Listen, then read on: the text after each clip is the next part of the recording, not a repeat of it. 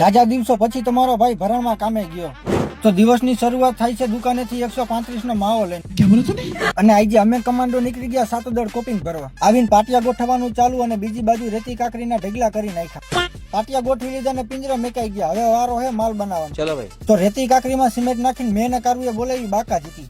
ગુજરાતની હવામાં ચર્ચા છે અમારી નસીબવા. અને કોરી ખાપ લાગ્યા પછી ભીની ખાપ તો બીજાને જ મારવા દેવાની નકર નર ભરાઈ જાય.